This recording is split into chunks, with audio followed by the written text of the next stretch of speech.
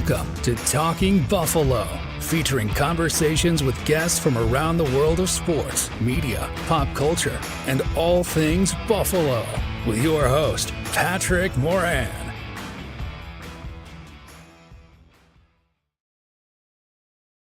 All right, what is going on, everybody? How you doing? Welcome to another episode of Talking Buffalo, your weekday daily driver for Buffalo Sports Talk and more. My name is Patrick Moran. Big thank you to everyone out there, as always, for watching and for listening, following, subscribing. You guys are the best. Appreciate y'all very, very much. This is episode 904, our Monday episode. The Buffalo Bills win on Sunday. The Bills may never lose again. The Yankees are in the World Series. The Buffalo Sabres are just technically 1 point out of a wild card spot right now. Life is grand, man. Joe from Queens with me. What's going on, dude? How you doing? And I lost you. You're muted, buddy. That's not good. Yeah, you know what, dude? I'm rusty. I'm go. rusty. You know what it was? I muted myself because I was coughing before you went live. So I had myself muted instead of you doing the whole thing, and I thought you would do it for me. So yeah, everyone missed my effect with the can of beer that I just am having a Sam Adams summer ale because it's still the summer in my house. Love that beer. That might be the first beer that you've had, and all these times you open up a beer that I actually love. I love Sam Adams summer ale. When I go when I go to Resurgence, that's usually the beer. Yeah, if it's in season anyway, you go to Resurgence and you don't even get the Resurgence beer. You get Sam Adams there. No, I don't. I get Sam Adams there. Sure, yeah, why not, man? That's disrespectful. You don't go to a brewery and get not their beer. That doesn't make sense. Saturday, I was at Resurgence. Yeah, I know you. You bragged about it all day. I had a handful, actually. They were Stevie Johnson's Why So Serious Pilsners. They're really good, dude. I had like 6 or 7 of them. I mean, like a buck went to a charity for every pint that was purchased. But yeah, it was a really good beer, dude. All right, good. Yeah, it sounds like a good. I mean, I like Resurgence. I got no beef with my favorite place in Buffalo. I mean, with respect to a lot of other places I enjoy, but they have a cap. I haven't had it in years, but they had like you would probably hate it, but they had like a pumpkin cappuccino beer there at Resurgence. I would hate that. Really great. And I had it once in like 2019. I think I had it, and it was awesome. I enjoyed it. So anyway, yeah. I just that place is like, there's something there for everybody. There's all different types of crowds there. It doesn't matter. You could be middle-aged, old, young, male, female, gay, straight, black, white, does not matter at all there. It's just everybody seems to fit in really well there. I always have. If you want to be a sponsor on our podcast, we're willing to talk. Pat can finally pay me for once in his life. Okay, so. I do want to, before we get into today's episode, I do want to thank today's actual sponsor of this episode, Imperial Pizza. 2 locations, the Staple in South Buffalo on Abbott Road, and of course the new location, newish anyway now at this point, 1665 Main Street. Some of the best eats you'll get anywhere in Buffalo. Look, in all seriousness, I mean, I said at the top, the Bills may never lose again. That's not really the case. The Yankees are in the World Series, which is awesome. You are in New York. By the way, so we're live on the video side here anyway. Most people will be watching or listening to this at another time, but I guess I could just only do updates. So you're actually in New York. You're in Queens right now. The Yankees are in the World Series. The Mets are trying to force a Game 7. They are down right now 2-1 in the top of the third, but you're going to get either a Yankees-Dodgers World Series or a Subway Series with you being in New York City. Even if you're not a huge baseball guy, I would imagine that that's really, really cool.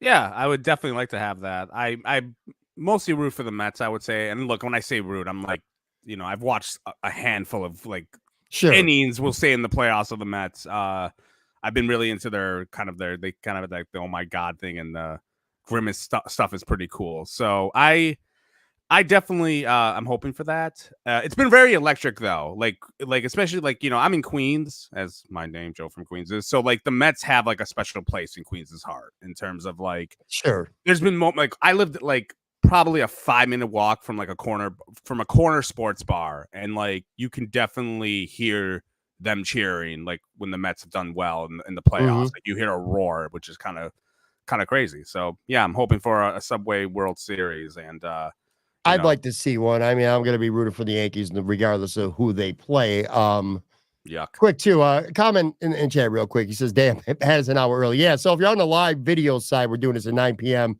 Usually we do these at 10 p.m., but to be completely honest with everyone, I'm exhausted. It's been a long day, a long weekend, and I said, why wait another hour? We could just get this in and get this in the can now. So that's why we're here live on the video side again anyway at 9 o'clock. All right, but I want to talk about this team, I guess, kind of like in two ways, because this was pretty much two teams that we watched play one football game today. The first half, the second half, these teams looked nothing alike. I put out a tweet, and I really think I kind of captured it pretty well with the Buffalo Bills. I said the first half is everything that's wrong with the Bills. And then I said the second half is everything it's capable of being. Because, I mean, the second half was just complete and utter domination on both sides of the football. Second half, they just looked like unbeatable. Like that team that we saw in the second half, granted, we'll talk about the competition a little bit throughout this show, but that team that the Bills came out and played like in the second half, that's the type of team you want to be. That's the type of team that I think can line up against 31 other teams in the NFL and compete, if not beat them. But what we saw in the first half, again, everything that's wrong with the Bills, both sides of the football, that looked like a team that would be very fortunate to hold on to a lead in a very weak division, and a team that would probably get the shit smacked out of them in the first round, the wild card round of a playoffs. They come out looking like that. They've played 7 games this year, Joe, and they have come out in the first half and played anywhere from relatively mediocre to just straight up bad in 5 of those 7 games. That's worrisome. We'll kind of divide this into 2. I think we should actually go the opposite way, or actually kind of go the way the game went itself. Let's start with the first half. I mean, it was just, like I said, ugly all around. They allowed 219 yards. They only got 90. They had 4 3-and-outs on offense. Keon Coleman had 1 play. It was a 44-yard catch and run. Or it was actually a blown coverage. They only had 46 yards the rest of the half on all their other plays. They were 0 for 5 on third downs. Josh Allen kind of sucked in the first half. Only 2 completions to wide receivers. Amari Cooper gets out there. First pass, bam, drop. Only action he had in the first half. The Titans kind of dominated the Bills' defense, at least the first couple drives.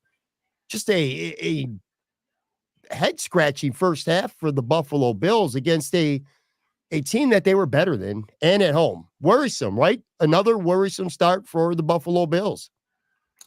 Yeah, it's been a trend. And, you know, I was thinking about this today, like, the other day, you and I were talking about how any player, you can make a highlight or a low light reel of them. Mm-hmm. Like one play, a couple plays here, a couple plays there. Like you could do that for anyone. The Bills this season, you can make a half of like bad plays like in a row without even editing it out or cutting it down or anything like that. Like you don't got to do like let's it's just like here's the first quarter of a random game, here's the second quarter of a random game, here's the second half of another game, and it's completely different of how those games they have looked. It's just been Jekyll and Hyde for the most part, and I don't really get why it's been that way this year, especially. You know, it's just it doesn't make sense to me.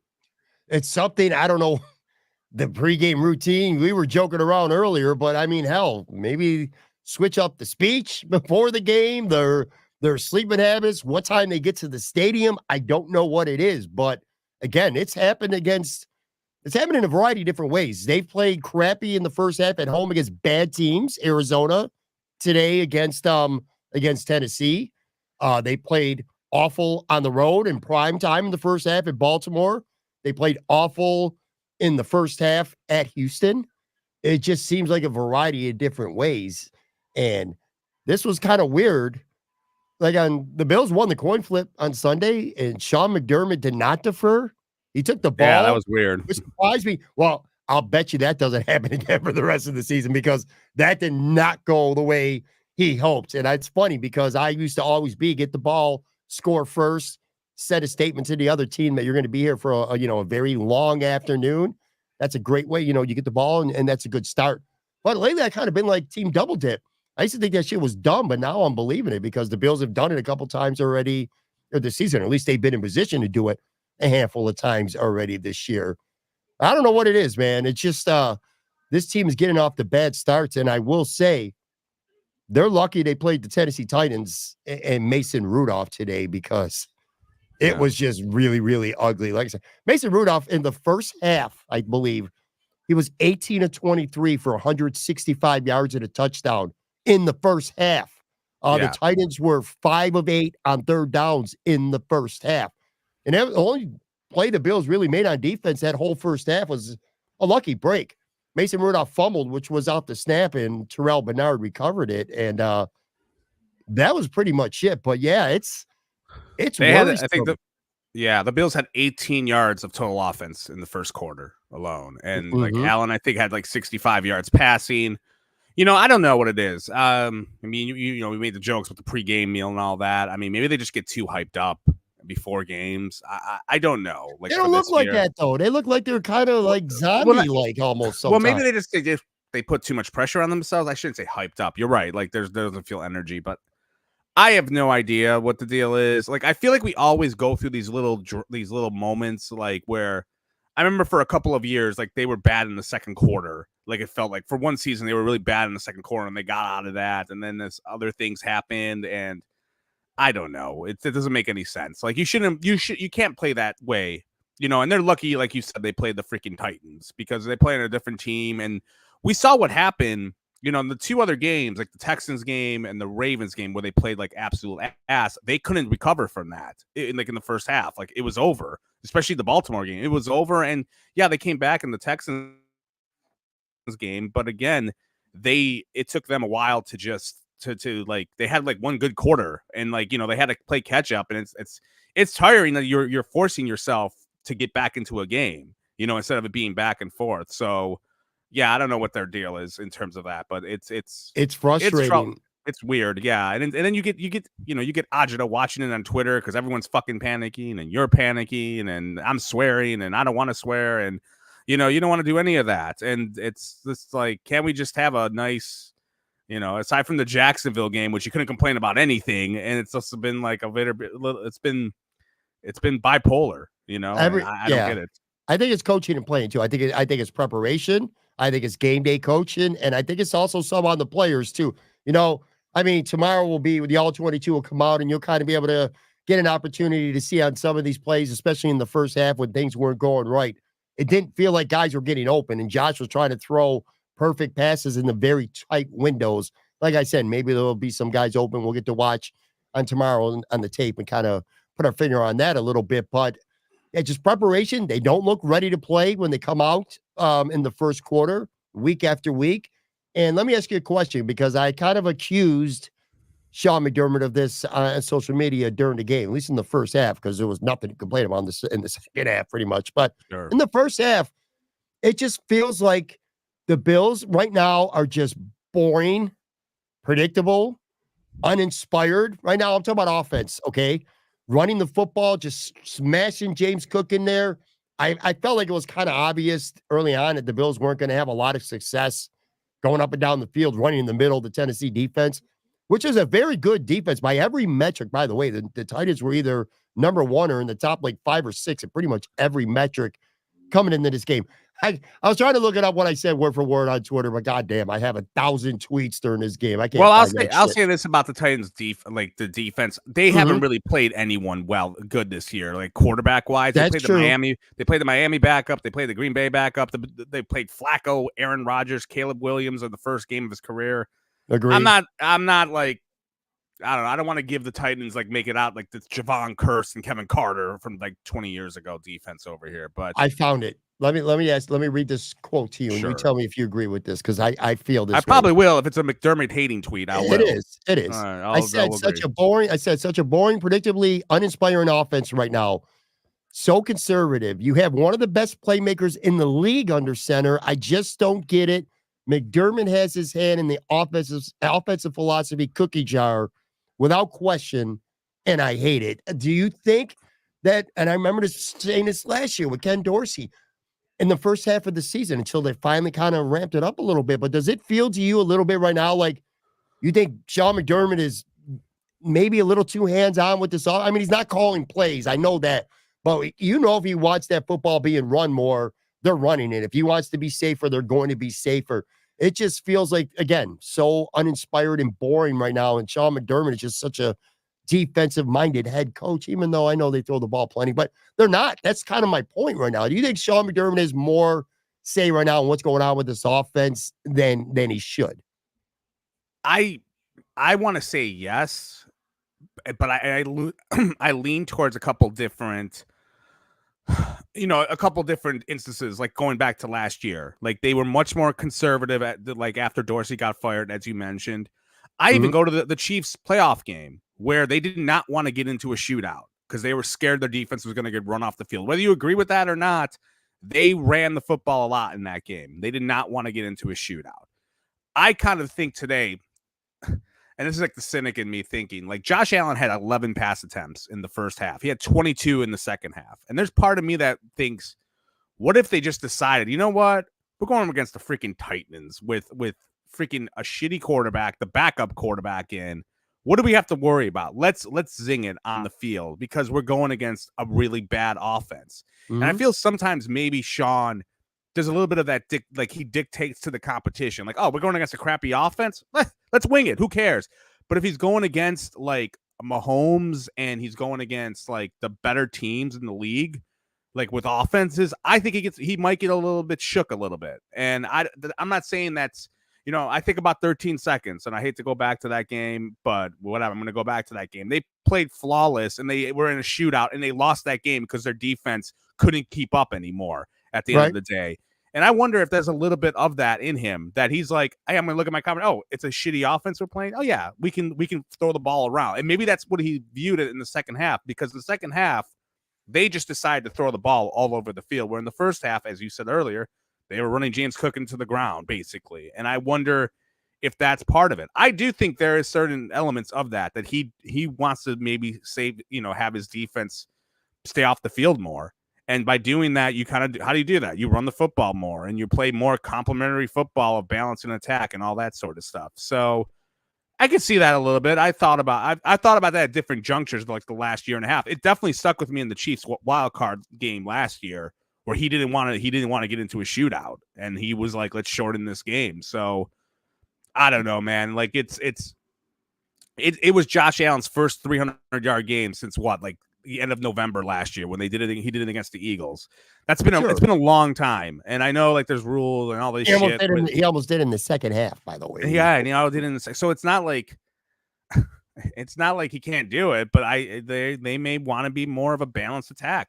I talked about that with you before the season started. That was what I felt they were going to do. I'm okay with being a balanced attack. I'm not okay with just running the ball first down every time, or or second and six. The second and six, they love to run the football on second and six. They love to do that. Part of why you look at Josh Allen's halftime box score, and again, he was 4 of 11 for 65 yards. I mean, that's awful. They couldn't convert a third down either. They were all 0 for 5 on third downs. I think they had like 4 3-and-outs in the first half or something like that, or 3 4-and-outs. That's the most they've had in a game all season, I think, let alone. And they had that in the first half. It's annoying to me because it just looks so predictable and easy to defend. And it's not, look, we could talk about the offense for eternity. I feel like the defense and Bobby Babbitt at times gets a pass too, because that first half was equally frustrating to watch the Bills play defense, because Mason Rudolph is not going to hurt you down the field, but yet the Bills continue to play that soft zone where they're just willing to give up all the underneath stuff and let guys, they try to make the tackle quick, and guys are breaking tackles or whatever, and they're getting yards after catch. But again, man, dude, doing 18, Mason Rudolph, 18 for 23 for $165 and a touchdown in the first half of that game alone. And part of most of it, I would say, was the Bills were trying to get home with 4, and in the first half, they just could not do it. The defensive line just did not play good enough in the first half, and they were just willing to give up the underneath stuff, these soft zones, and it wasn't working. It was in the second half when they started blitzing a little more, getting more pressure, playing some more man-to-man defense and stuff like that, where the game kind of started to turn. But Bobby Babbitt, too, I mean, this is his first year as actual defensive coordinator. He shouldn't be without catching a couple strays as well. I mean, we throw all these strays at the coaching. mainly McDermott, a lot on Joe Brady. Bobby Babbage is not coming out. This defense is playing pretty damn bad in the first half, not just today. They did it against Tennessee. They did it for 4 quarters pretty much against Baltimore. They did in the first half against Arizona as well. This is just, you know what I'm saying? That they did not play good defensively against the Jets in the first half either last week. It's just too many shitty first halves, and Bobby Babbage deserves a little bit of that criticism as well, I think. Yeah, I mean, you could definitely use up injuries have been an issue for them at different junctures on defense. I did hear the announcer say that they've given up the most yards per carry entering this game, which was kind of shocking. I actually didn't realize that. Yeah. And you know, it's crazy when you think about that because the first 3 games were like high scoring games, and like you kind of think of a couple of them blowouts, and if they're blowouts, you're gonna pass the ball more, like your opposition should, and you know that's kind of a little bit of a concern. But again, they I'm sure we're going to segue to the second half, which is again the bipolar express over here. But yeah, I'm not done with bad stuff either. Oh, you're not done with bad. No, I'm a couple other things that like negative really Pat. Negative Pat. They're all in the first half stuff, but yeah, no problem. Ask you this, so we're all excited about Cooper playing, and clearly that was one. It was drawn up. It was drawn up. So you run the ball on first down, and then he comes in on second down. Technically, he doesn't get to start. But yeah, his first. I mean, it was just this was like a Gabe Davis level bad ass drop, and you're like, oh, do we? It was bad. Like, what? Do we know if McDermott took him out because of that drop? Because he didn't play for the rest of the. Did he play for in that? He played more. Yeah, he played more. I mean, it wasn't. But he was out for a while. And don't be surprised if he pops up on the injury report this week. Not saying there's anything significant, but he was stretching that hamstring out some on the sidelines. Look, he's only practiced one real practice with the team. Only been there a couple of days. He actually played more than I expected him to play, to be honest with you. I thought they might try to work in 1 or 2 packages where he'll get a look or two, maybe a decoy. And he ended up in that second half being a very focal part of the passing offense, which obviously you love to see. But it's just one of those afternoons in the first half where you just want to strangle somebody because you're like, come on. You get this guy, and the first thing he does is drop a pass right in his hands. The offensive line did not block very well in the first half either. Josh, I think he got sacked once or twice, but he was under pressure a lot more. They settled down just like everyone else seemed to on the second half. There is one last thing too that I'm concerned about. We'll call it the bad, I guess, the ugly, whatever. Terrell Bernard he's a beast. In my opinion, until he got hurt, and I mean this, I think Terrell Bernard was the best player on the field Sunday. That's how good I think he was. I think he's the best player. He is all over the place. He beats offensive linemen in the spots and makes plays at the line, tackles for loss, tackles right at the line. Great pass defender. A lot of splash plays, yeah. A splash guy. He knows for the football. Like Mason Rudolph drops that football. Guess who's there? He just happens to be there where the ball is. He has a nose for the football. Terrell Bernard is, God, he played so goddamn good today, Sunday. But he got hurt. Not once, but twice. The first was a head injury in which he came back in, and then he left the game with an ankle. Now, we'll find out early in the week. I think Sean McDermott said after the game we'll have an update on Monday. So hopefully it's a day-to-day thing where worst case, maybe he misses a week. I mean, he did walk to the locker room. He didn't get carted or anything like that, thank God. But, you know, maybe an ankle sprain or whatever. But as great as he is, and God, do you see the difference between him and Braylon Spector? Holy shit, is it night and day. But he's your anchor, your defense, and you got to worry a little bit about his size. You know, this guy seems to be prone to getting injured, and I think it's evident that this Bills defense needs him. And if he's not going to be reliable, that's a problem. Well, he is a little bit undersized, and I think that was kind of like the knock on him even just coming out. But I don't know. We'll see what happens. I don't want to say he's injury prone or anything like that, but like they definitely do need him.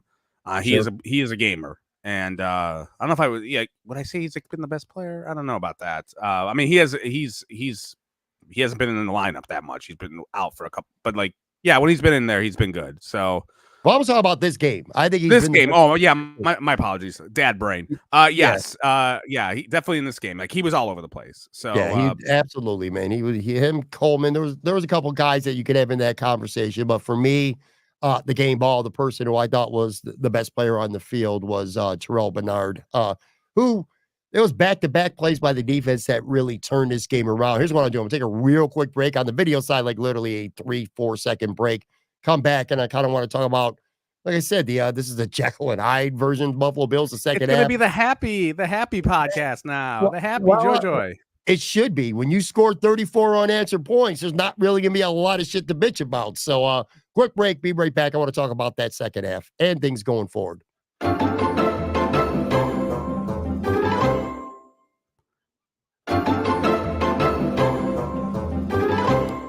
All right, I am back here with Joe from Queens, and we are dissecting instant reactions, the good, the bad, the ugly, the Buffalo Bills with a, what was it, 34-10? 34-10 ended up being a romp over the Tennessee Titans. I think you should put, like, in your bio for like the podcast, like the first 26 minutes of this podcast is negative, but the next whatever this amount's going to be is positive, because sure, it was like a Jekyll and Hyde half. I do want to point out one thing before we get into a series of topics here on the flip side, including the play of the game. To me, there was one play single-handedly completely turned this game on its head, if you're a Tennessee Titans fan anyway. Before that, though, I do have to say something. So the Bills have been the victims, I feel like, this year of being on the wrong side of the injuries. Like, most games they played, both teams have had injuries, but the Bills have had the bigger injuries this season long. They've had to overcome more than their opponent. This was maybe the first time all season where that really was not the case. First of all, I don't think Tennessee's a very good team to begin with, which is, you know what, Joe, let me walk that back. Hold on. That's not right. The Tennessee Titans have a crap record. They've only won one game, but this is a team with a lot of talent. All right. That defense, again, came into this week number 1 in the NFL in yards allowed. They've been near the top in almost every single metric. Although, to your point, they have played a lot of crap quarterbacks, which is true. But offensively, they got a good running back. They got 3 good receivers. They got weapons on this team, but their quarterback play has just been atrocious. And I was a little concerned when I found out Mason Rudolph was starting, because I'm like, this is a little short, get rid of the ball quick kind of guy, like we saw in the first half, where Will Levis is sugar high Josh Allen for 60 full minutes. I mean, this guy does some crazy ass shit. I'm like, the Bills are going to get 3 or 4 turnovers on defense with this guy out there. But anyway, injuries were a factor. That offensive line, which is not very good to begin with, they had their 3rd string right tackle in, L'Jarius Sneed, who is, I don't care what the metrics say, because he's been lousy statistically this year, but that dude, you don't go from being one of the best corners in the entire NFL to sucking. He was one of the best last year with the Chiefs. He was wiping dudes off the score sheet completely. Anyway, he didn't play. A linebacker went down. I think they had a nickel guy go down too. So the injuries to a team with only one victory really had them at a big disadvantage. But I said that for me, it was about one play that really turned this game around. And that was the start of the 3rd quarter. So Tennessee's up 10-7. They get the ball. They get stopped. It's 3rd and 1. And Terrell Bernard gets a big stop on 3rd down for actually a yard loss. Now it's 4th and 2. You're on your own 42. You're the Titans. You're in your own territory. You're up 3. And Brian Callahan decides to go for it, which, I wouldn't have done that in that situation, but I guess I can respect it. But he calls a running play right up the middle when the Bills got a big defense in, and Dwayne Carter, the rookie, big play by him, and then Taylor Rapp. Those are the 2 that came up. They hit Pollard. They stop him for a loss. Turnover on downs. The Bills get the ball. They score, and bam, it's all downhill for me. You want to talk about one play that really turned that game? It was 100% that play right there. Yeah, it was a big play, and I felt I was fine for them going for it. Like, I'm usually a go for it kind of guy. But that was a long 2 yards, to go for to just run the football. That was just a bad play call, but I definitely feel it did change everything. And, for the second half with the Bills, I just feel like what they really started doing more was they started throwing the ball. They started chucking it. And in different ways too, all different types of ways. Yeah. Too. And screens, longer passes, slants, crossing routes. I had this. I think I saw this last. This isn't official, but I want to say I saw after last week's game, and I think someone had tweeted out why the Bills were doing the Cooper trade, that the Bills only had 3 plays this year where a wide receiver had over 25 yards receiving on plays. So 3, that's it for the season. And today they had it 3 times it happened. 2 with Coleman, 1 with Cooper.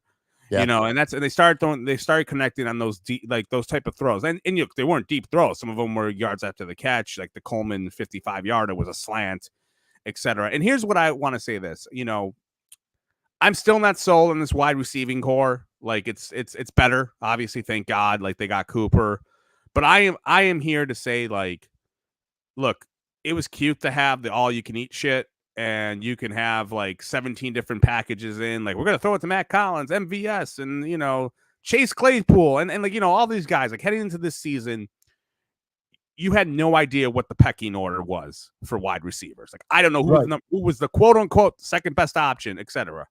I'm here to say it's Cooper, it's Shakir, it's Coleman, and then your number 1 tight end is Kincaid. Everyone else, Curtis Samuel, fucking Dawson Knox, your boy Matt Hollins, like, my boy. Yeah, he's your boy. They can go and chill, and like we'll put them in on freaking blocking passes, and be Josh Allen's caddy or the arrival, so the photogs and the Bills beat bros can get Matt Collins feet fucking photos. Oh, sorry, I swore. I know I said we weren't going to swear. That's only 2. I didn't say you could swear. We're gonna curve. We're gonna curtail it. That's only my 2, but. Like, I'm done. Like, we can finally go to like that is the 4 core.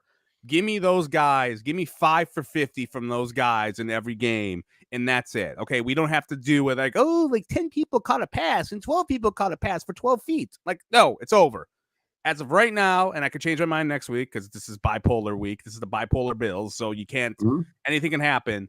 Those are my 4 skill guys at wide receiver, tight end. Run them. I don't want to see like they split 50% with Dawson or 50% with your boy Mac. It's over. Like, those are the 4 guys. Get them on the field, get the ball in their freaking hands, and go for it. And then everyone else, you come in when somebody gets hurt. Maybe we do a gimmick play for Curtis Samuel because I know he got hurt, but like, he hasn't done anything. Like, that's your 4. Like, you have a pecking order now, as of now. The end. Agreed. That part I agree with a trillion percent. They do have an established, in my opinion, pecking order right now. Guys like Matt Collins, Dawson Knox, they'll have a role occasionally. They'll come in here and there. Hopefully, when they get an opportunity. No, they don't come in at all. It's over. You chill on get your pappy meal. That's it. They're gonna play. They're gonna play a lot. Matt Collins, they love the way he run blocks. But anyway, I do agree with you. I do agree with you. You said with Amari Cooper, based on what we saw today, I'm going to tell you, I love this wide receiver. I love this wide receiver. I like it is changed. Love's a little bit much. It's 1 game. Love's they got a legit one, a legit. It's a half, and an emerging rookie.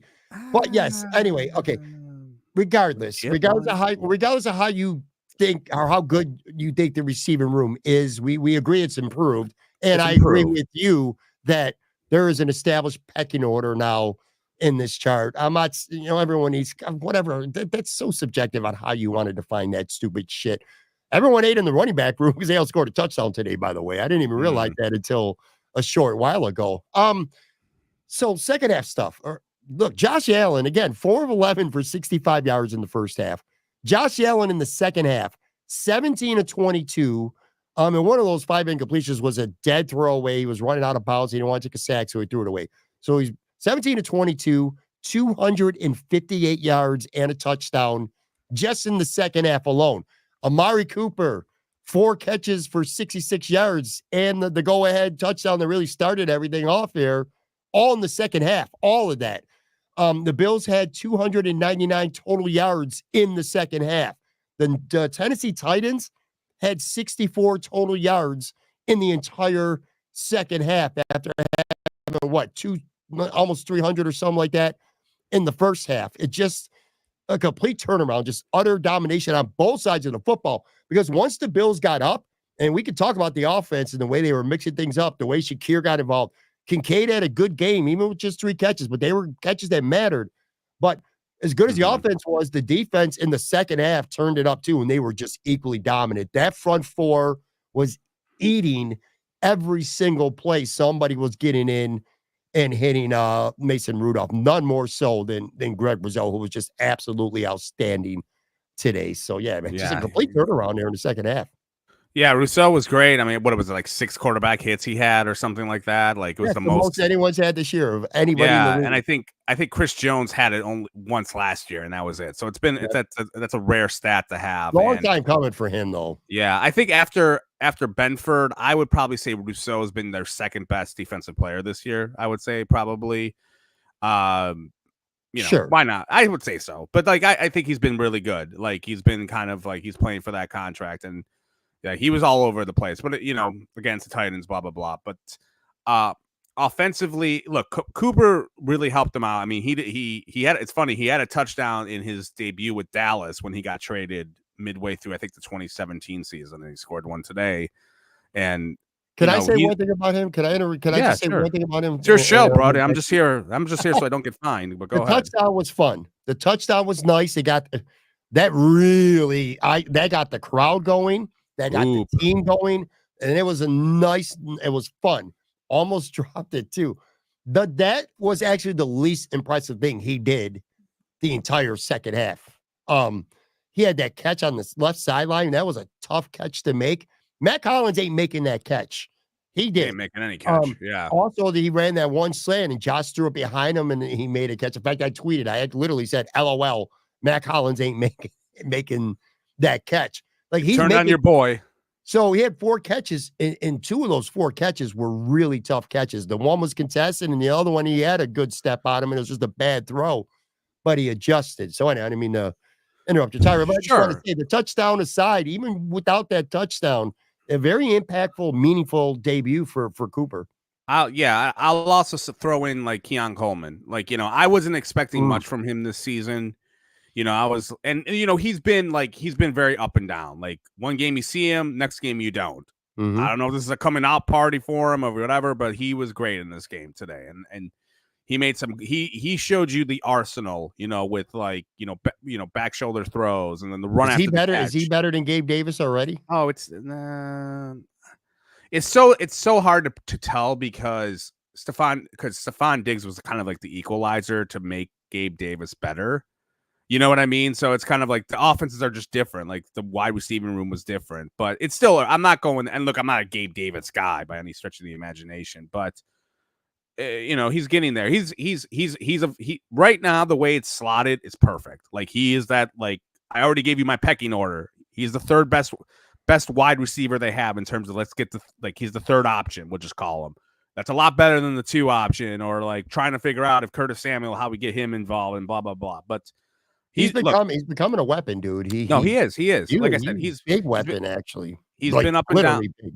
Yeah, but he's been up and down, but today was really good. Like he showed a lot in his arsenal, but I was really impressed with him. And give me that game every 3 games, and I'll be more than satisfied with you as a rookie. You feel like Cooper being there though, it changes the way defenses play them. And by the way, Coleman also, I said this, he broke that tackle. So he had 2 big plays. One of them was just a complete busted coverage in the first half. It was probably the only thing the Bills did good. The only good play they had pretty much the whole first half was that busted coverage where he got ahead a 44-yard gain. But in the second half, he had that one short catch, made the guy miss, and then he took off. I don't know how many yards it was. 55. 55. Yeah, it was his career best. Yeah. But and then he also had a touchdown earlier in the season, kind of the same thing. It was in Houston, actually. That 4th and 5. The guy misses on a short pass, and he took it to the house for a score. He's dead. That's becoming like a trait now. I mean, like that's not a coincidence. This guy's making you miss and getting long runs after the catch. Also almost had that one touchdown. Yeah, and they almost had that one touchdown that they turned back, which I thought was kind of a touchdown. I don't know. It was tough to overturn, but I can understand. I would have been nice, but it was the 4 catches.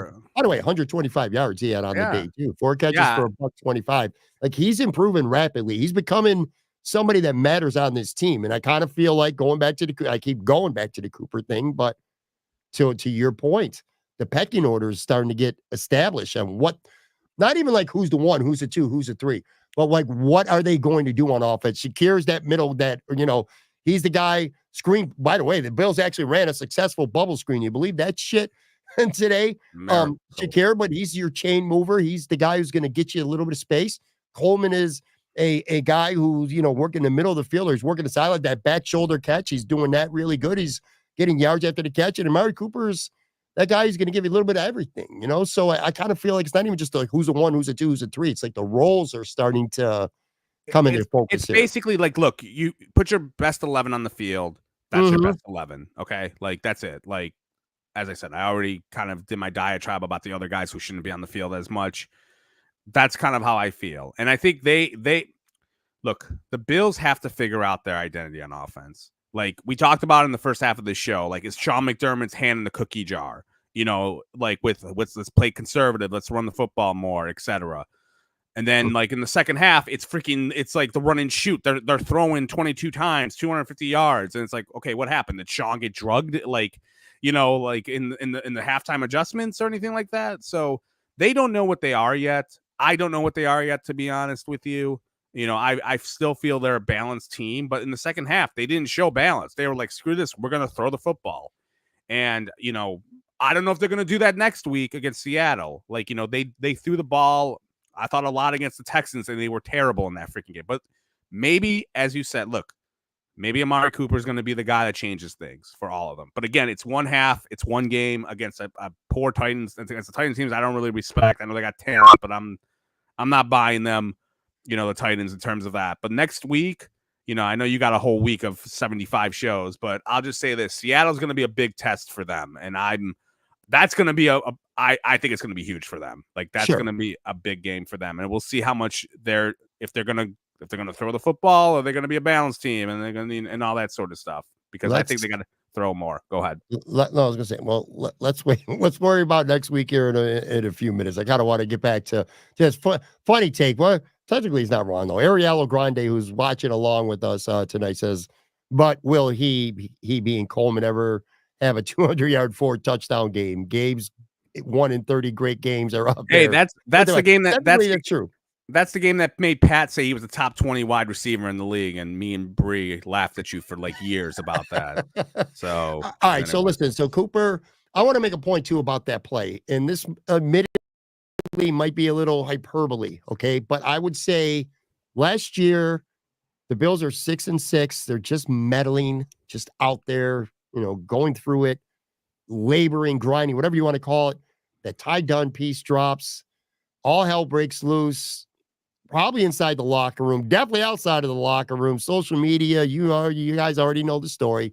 Anyway, who's right, who's wrong, blah, blah, blah, blah, blah. It, without question, indisputably was a rallying point for this team. It turned their season around, period. That was last year. I wonder, offensively at least, if a singular play might have turned this season around, and that play is the Cooper touchdown. It just felt like they hit him. They're like, score, we got something here. And then just the mindset for the rest of this game really switched. Even when they had a 2 or 3 score lead, instead of just smashing James Cook up the middle, they're calling quick screens or quick slants to Khalil Shakir. They're like, that'll get that. That's a chain mover. That's going to get you 7-8 yards. Slinging the ball to Coleman. It just felt like maybe it's like, all right, we got this guy now. He scores. We have the best quarterback. Maybe we should start acting like it more often. And maybe that play is the springboard that's going to change this offensive philosophy going forward around and stop dicking around. Although it's effective at times. James Cook's been good this year. Ray Davis has been really good the last couple of weeks. But you got the best quarterback in the NFL right now. And he is the best quarterback in the NFL right now. I don't want to get into even conversations about that, but regardless of whether you agree with that part or not, one thing, he's one of the best. We all agree with that. You got to throw the goddamn football more. You got the weapons now. You got the guy that the wide receiver one that everyone's been talking about. Maybe that singular play will propel them to have a more aggressive approach to offense going forward. Is that something that makes sense to you? Yeah, I think it does. Yeah, I think it kind of makes sense if they wanted like do that sort of arrangement with I would say this though, 2 things, and I tuned you out about 20 seconds ago, so my apologies. I would say this. Sorry, man. I was looking at my phone. So I would say this, 2 things, because you mentioned something about last season to this season when they were 6-6 versus 5-2 now. I think a difference is last year they kept losing to shitty teams last year, New England, Denver, the Jets when they had Wilson. This year they're beating the shitty teams kind of handily, to be honest with you. They're not being the good teams. So I think that's a big difference. One thing you mentioned in your take there is like Davis and Cook. How would you use them going forward? Because like now look, the first 6 weeks before the Jets game, they were using Cook exclusively. Like Davis kind of got in here and there. Then he looks great in the Jets game. They kind of used, I don't know, they didn't really use him that much until like the second half. I felt was a little bit like, if you're the coach or you're the OC, how is Pat Moran analytics over here using those two? I think it depends situationally. James Cook is a better running back when it comes to like those counters where guards are pulling, a little more patient, slow developing plays, that 1-2 steps in the middle and he can maybe bounce something out. Ray Davis seems more, we want to run it right in between the tackles, no gimmicks, no games. We're lining up our guys against your guys and we're going to smash you in the mouth. Ray Davis seems a better fit for that. I mean, this dude's running with a purpose, by the way. Sure. God, he ran some dude. I don't remember who it was, but holy shit, he ran somebody over during this game on Sunday. I still like James Cook plenty. James Cook has done nothing wrong for me to be down on him. It's more of I'm just really impressed with Ray Davis. By the way, Ty Johnson also gets one opportunity to score, and he scores a touchdown today. I think he's still a useful player on this football team. Would you though like alternate drives or like snap count percentage? Would you put Cook at 75 and Davis at 25? Like, what would you do? It would be, I don't know if it would be 50-50. It might be like 60-40 or 65-35 Cook. But what I would like to see is maybe these guys being used on the same drive. Like right now, it seems like, well, this is the Ray Davis drive. And the next time it's like, this is the James Cook drive. It'd be nice to kind of see them mix it up and get both of them in there. Hell, Joe Brady might even get crazy and get creative enough to find a way to get both running backs on the field at the exact same time. But yeah, look, James Cook is good, man. He scored a touchdown today. But Ray Davis is just really coming on. By the way, a little side note there. Bills rookies, you don't really expect too much from them. But look, we're only 7 games in now, so we're not even halfway through this season. And the Bills have 3 rookies who are starting to make significant impacts. Keon Coleman is becoming a focal point in this offense. Ray Davis carried them to a huge road win last week against the Jets. And he's got a role on this team now. And Dwayne Carter, more and more every week, is playing good again. He was in on that 4th down stop. He's the one who made the initial hit, and that completely turned the game around. So you got 3 rookies right now who are making a significant impact. And Cole Bishop is the second rounder. You'd like to see that, but that's not going to happen as long as the safeties stay healthy. Damar Hamlin's not coming off the field. And I'll tell you what, I mean, if I'm going to sit here and bash him week after week after week, I'm going to give credit where it's due. Talk about the good players in this game. I thought Damar Hamlin played really good. And he had an interception. I mean, the interception was a gift, but who cares about that? I thought he just actually played an all-around sound, good football game today. I thought this was his best game of the season. And again, no one's been harder on him than I have. Yeah, he had a good game.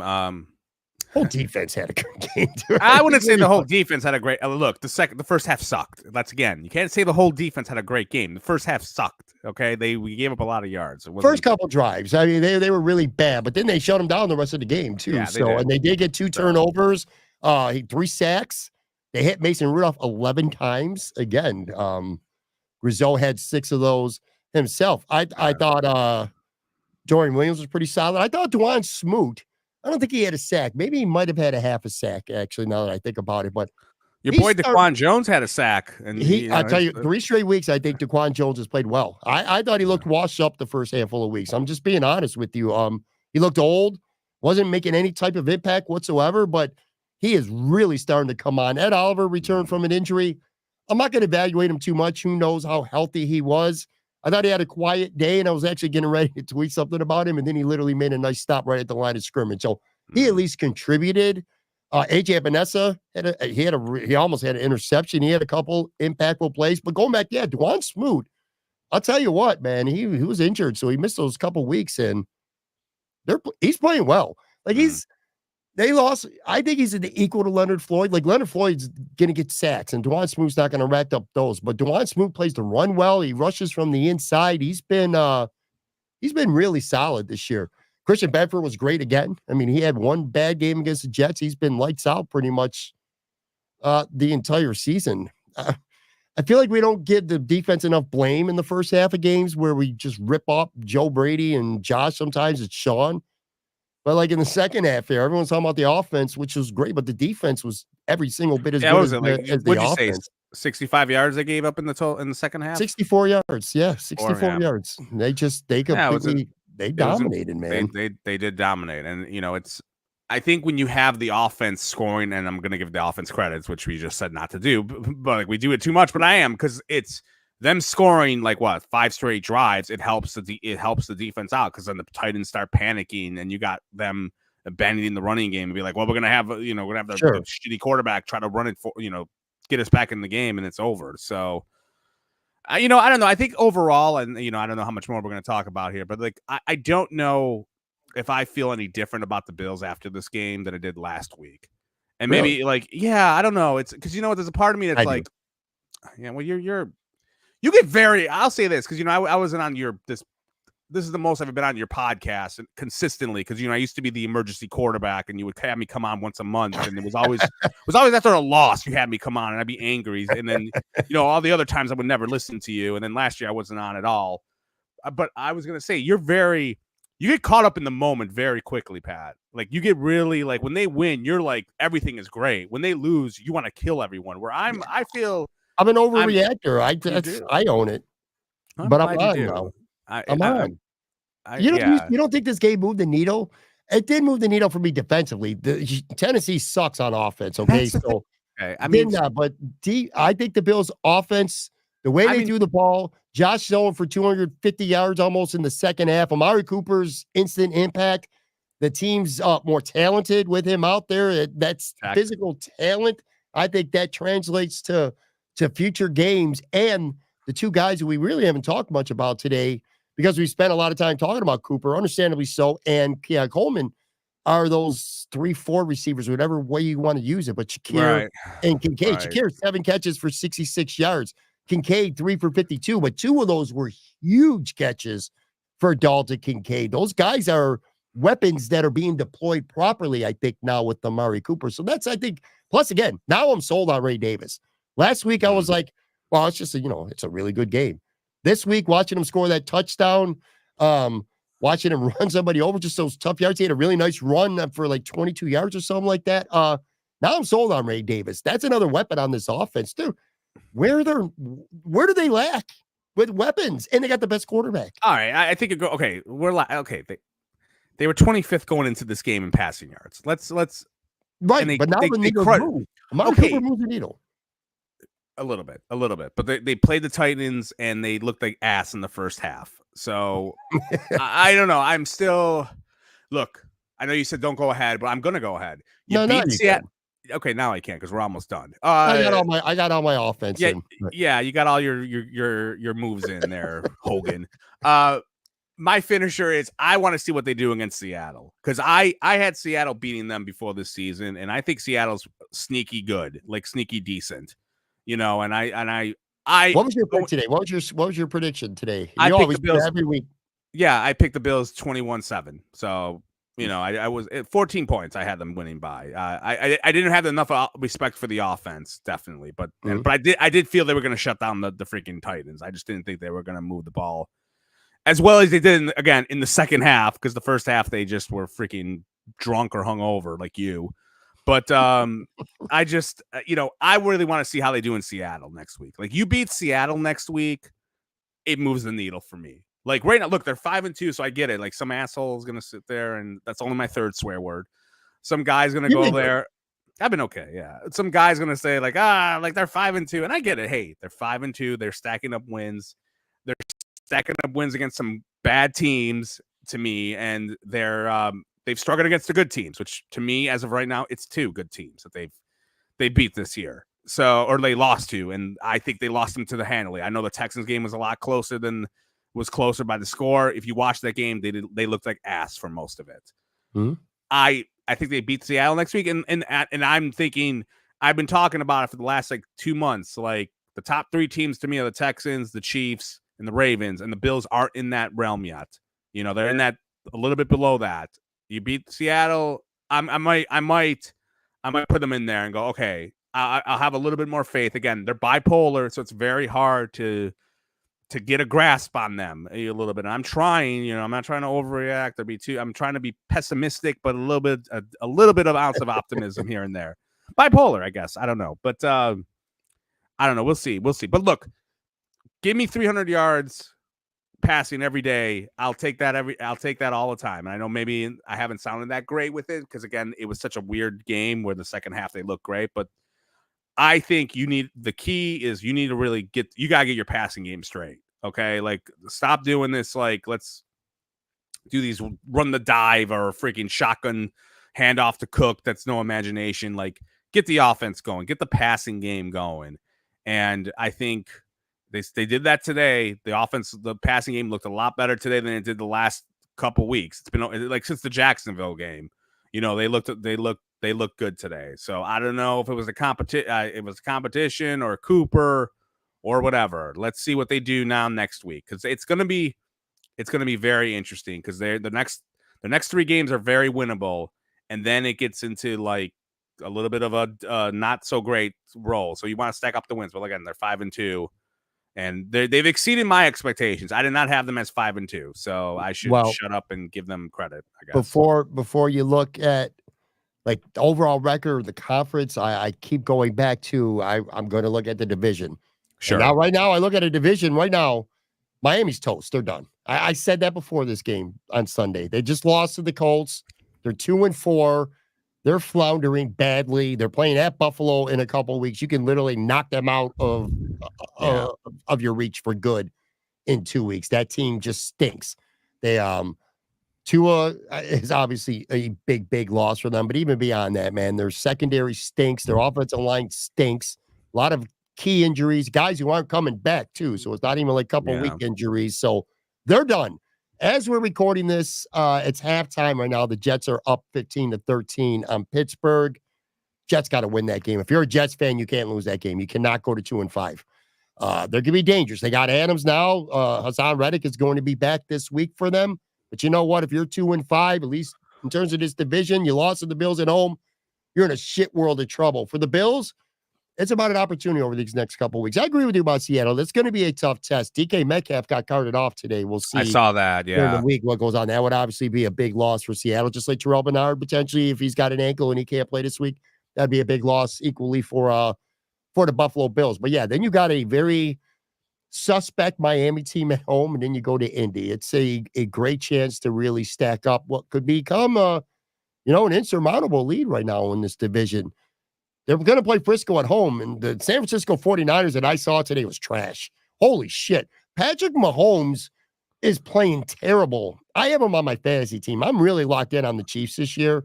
He's playing awful, and it doesn't matter. Dude, they're 6-0.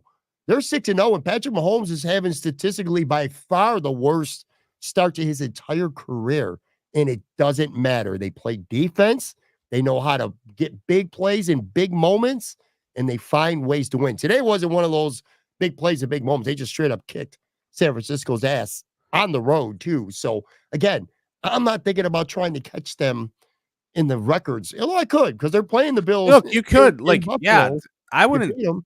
Yeah, you beat them or they lose one more game, then that game in Buffalo is for the 1 seed technically when you think about it, because they can bypass them and have the games against them or whatever that is. But Leslie Frazier's with Seattle. So somebody commented in there. I forgot about that. He's an assistant head coach. Yeah, I think. Well, somebody says so. I totally forgot that. I'm not fact checking on this podcast. I might have been checking diapers that day when he got hired.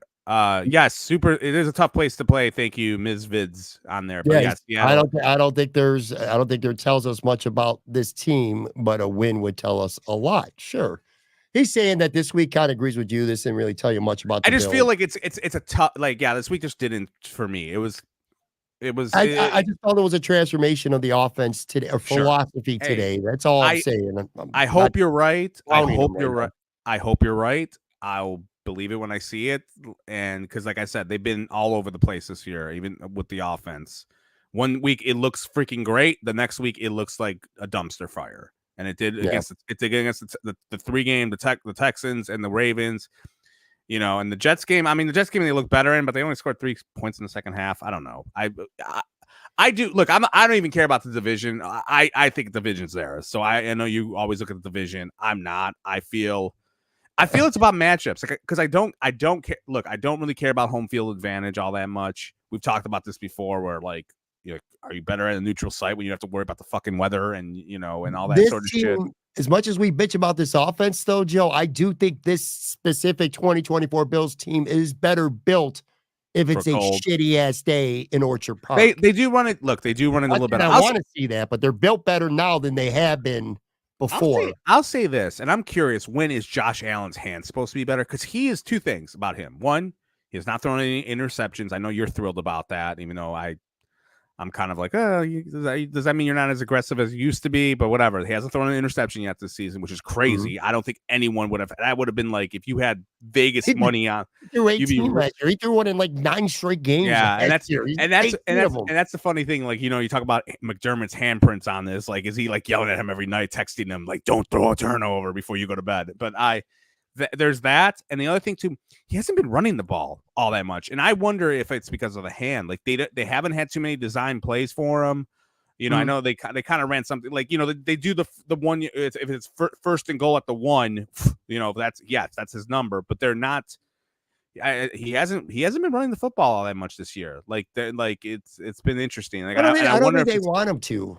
They talked about it remember last year at the offseason, they were like, we don't want him to do that. And the first like 6-7 games under Dorsey, they stopped doing that. Then fucking fourth swear word, Brady comes in and I'm counting. Brady comes in and then they start running him more. And they're like, oh, they abandoned that whole thing and he's running more. And it could be like a get out of jail card. Maybe they're saving him up for the end of the season. They're like, okay, let's get those hits out of here. They did try to run him on Sunday, and it was a design call, and it didn't even come close to. No, it looked bad, but that was it. But I'm saying Allen usually gets sometimes he gets like 50, 40, 50 yards. He hasn't. I don't want that. If the pocket breaks down, he takes off. That's why I want Josh running. Push.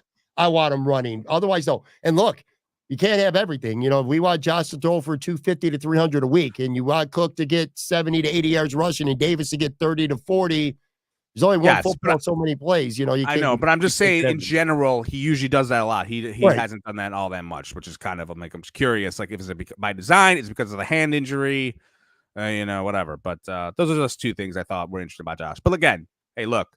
I'm happy they won. We all are, who isn't. Let me ask you one last question here. Sure. And then we're going to bounce. And thank you everyone on the live side who's been watching. We're up to like almost 700 people now who've been watching this live. But anyway, I want send me money, people. I will have a tomorrow's show is all about big picture takeaways, watching the film and stuff like that. I'll be doing all that and then looking at the grades and stuff like that, and I won't kind of coming up with some takeaways. But anyway, instant reaction, after the game.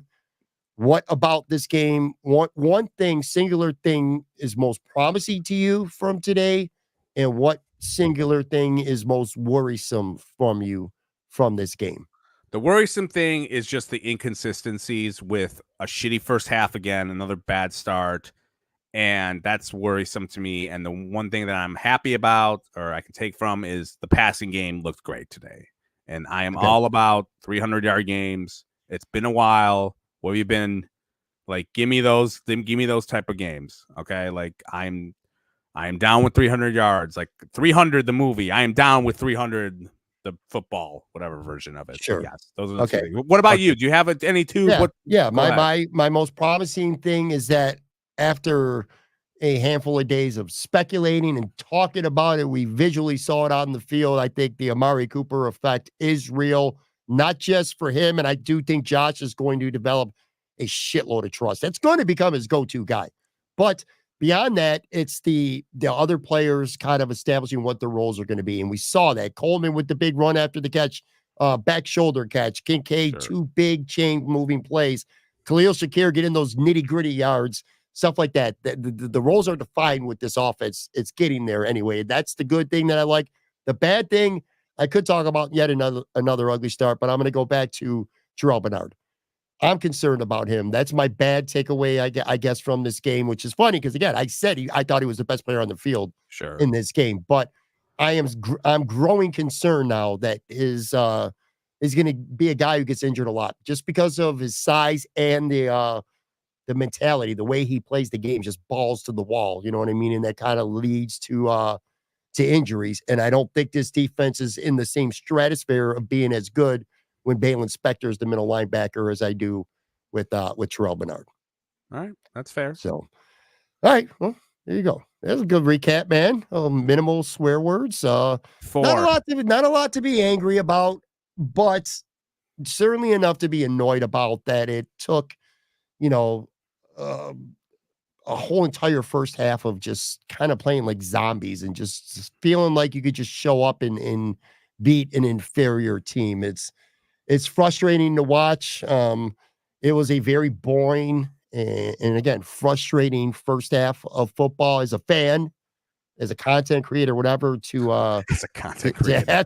I'm thinking in my mind, because I always start a game. I'm like, all right, well, this is gonna be a talking point, good or bad or whatever. But it's just it was stupid. It was just a very frustrating game to watch the coaching and the execution and just letting a team that did not belong on the same field as you had felt like from a talent standpoint to hang around like that. It was just frustrating, but they turn things around, I guess. I have a question. When you watch a game, like, are you very animated? Are you swearing at the TV? You're animated and you're looking at Twitter.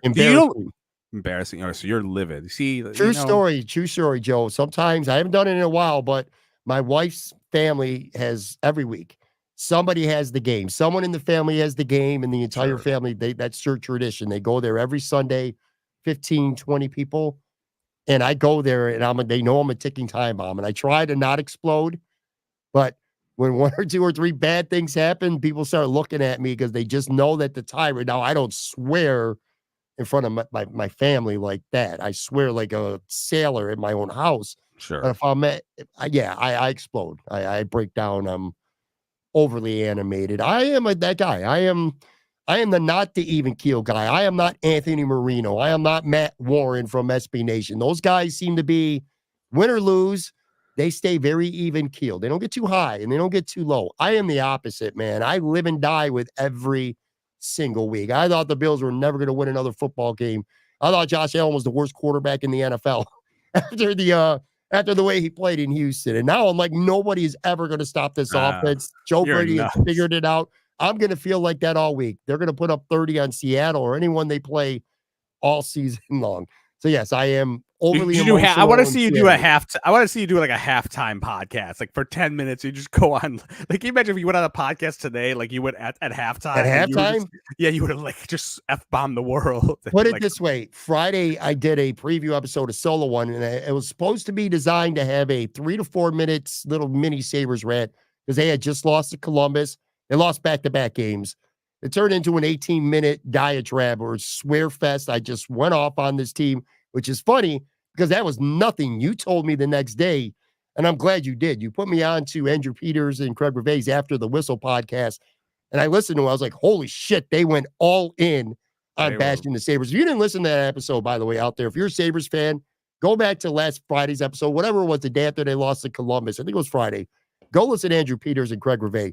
They crushed the Sabres. But anyway, it turned into like a 15, 20-minute just complete rant. If I would have went live, say at halftime with halftime thoughts, today, especially against the Tennessee Titans, it was one last thing. We didn't even talk about this. They were losing 10-7 at halftime.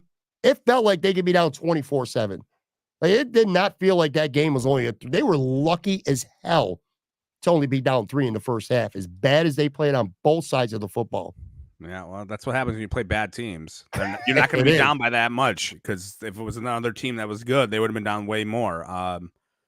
But yeah. Well, I'm glad you had a hockey. By the way, Tim Graham didn't mention you on his podcast because I listened to because he saw your rant. In what kind of way?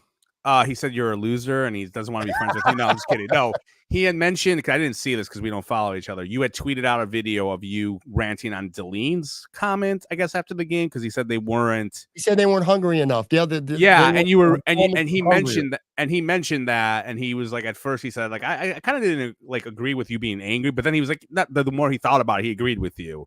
And he said he retweeted it. So yeah, he gave you a shout out. So I'm sure you're gonna go back and listen after this. You're gonna go listen to it and pander to him and be like, "Hey, thanks for mentioning me, buddy." And that'd be like the 15th person you pandered to today on the media or the Billsagram Mafia or whatever. So, all right, that's good. Oh wait, one more little mini rant. Okay, tiny one.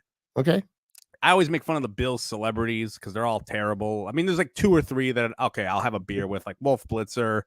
I don't know who this Italian guy is that they fucking have on. He's like, hey, what's his name? This fucker? Mozzarella Provolone. I don't know who this guy is, but every time I see him on a video, I turn off the video. So I couldn't watch the rest of Josh Allen's like 100-day game celebration. I didn't see it yet. It was a video, like the first one was Wolf, and I was like, oh, okay, Wolf, I like Wolf. He's kind of funny. It's kind of cool. It's funny. Like, whatever political side you're on, like, it's funny. And then all of a sudden, this freaking Provolone guy comes on, and I'm like, all right, click, you're done. So I don't know who at the Bills headquarters like picked this guy out. I have no idea. I just remember he was there at camp, and Matt Milano liked him, and maybe that's why they have him there, because Matt Milano doesn't like anyone, and he was that guy shows up on my face. He's on my Facebook all the time. You know, like when you get those Facebook shorts or whatever you call them. Every time I reload it, he's always one of the first. He's terrible. I don't know who he is.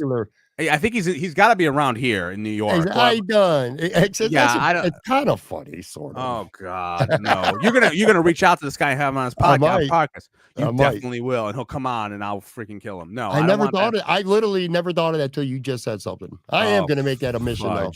Great.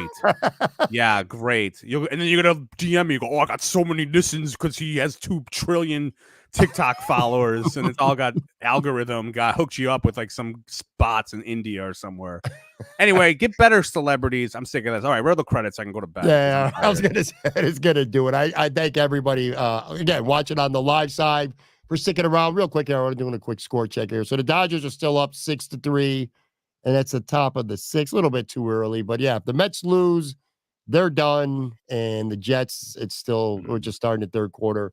It'd be nice if Pittsburgh could come back. They're only down 2 and find a way to win that game. Regardless, tomorrow's episode, like I said, big picture takeaways. Matt Warren's going to be on with me the day after that.